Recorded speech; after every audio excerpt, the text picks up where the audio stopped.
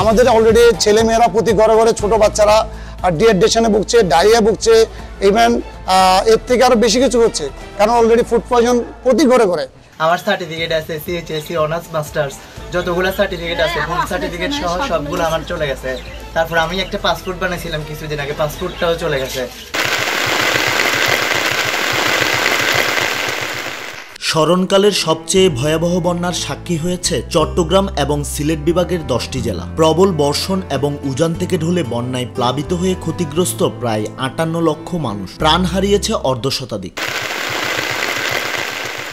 এবারের প্রলয়ঙ্কারী বন্যায় সবচেয়ে ক্ষতিগ্রস্ত জেলা ফেনী। এক সপ্তাহেরও বেশি সময় বন্যার পানিতে নিমজ্জিত ছিল ঘরবাড়ি, রাস্তাঘাট সহ প্রায় 95% এলাকা। জেলা প্রশাসনের তথ্য মতে 11 লাখেরও বেশি মানুষ পানিবন্দী ছিল ফেনীতে। প্রচুর লোক ক্ষতিগ্রস্ত, প্রচুর মানে ধনী গরিব কেউ বাকি ছিল না।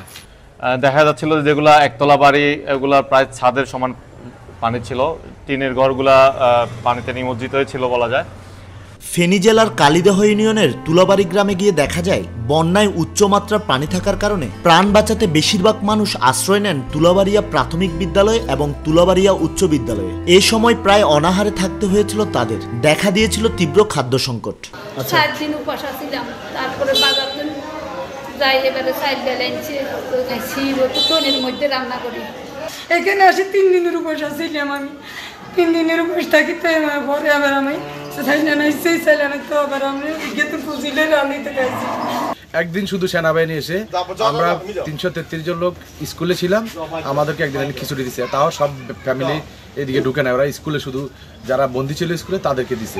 আমরা এই পর্যন্ত কোনো শুনি না সরকারে কোনো কিছু দিছে। সব কোম্পানি, সব হলো আমার মানে কোম্পানিও গলে দিছে, সব হলো মানে কিছু বড় বড় হুঁশিয়ালারা দিছে, টান দিছে, এটাই আর কিছু না।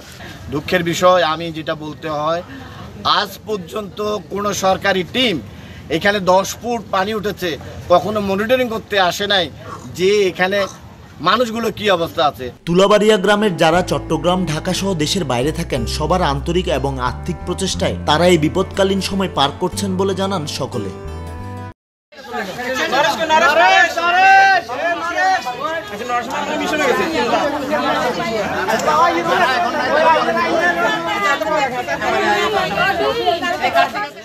আমাদের এলাকার যারা ঢাকা, চিটাগং বিভিন্ন জায়গায় অবস্থান করছে, প্রবাসে অবস্থান করছে, তারা ব্যক্তিগত উদ্যোগে আজকে 10 দিন যাবৎ ত্রাণ সামগ্রী বিতরণ করছে এবং পাশাপাশি প্রবাসীদের সহযোগিতা এই এলাকার যারা ধনাঢ্য ব্যক্তি তারা সাহায্যের হাত বিতরণ করেছে। আমরা তুলাবাড়িয়া সার্বজনীন দুর্গা মন্দিরের পক্ষ থেকে আজকে এলাকার সকল ঘরে ঘরে ত্রাণ পৌঁছে দেওয়া হবে বলে ব্যবস্থাপক কমিটি আমাকে জানিয়েছে।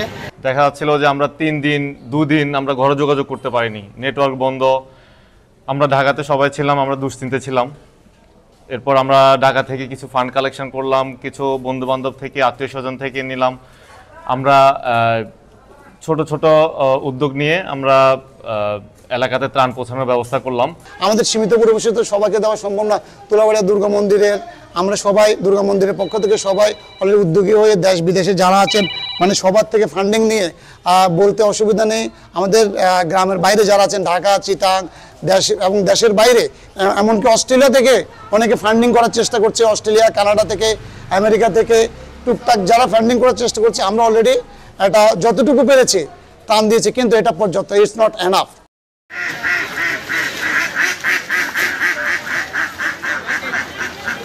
বন্যার পানি নেমে যাওয়ার পর আশ্রয় কেন্দ্রগুলো থেকে মানুষ ফিরতে শুরু করলেও কাটেনি দুর্ভোগ। রেখে আসা ঘরবাড়ি, আসবাবপত্র পুরোটাই যেন ধ্বংসস্তূপে পরিণত হয়েছে। সবকিছু হারিয়ে এখন নিঃস্ব, বিপর্যস্ত তাদের জীবন। 80টা পরিবারে 350 জন লোক উপস্থিত ছিল। এখন পানি কমে গেছে, পানি কমে যাওয়ার পরে পুরো সবারই তুলাবাড়িয়া 2000 মানুষের সবারই বাড়িঘর বিধ্বস্ত হয়েছে।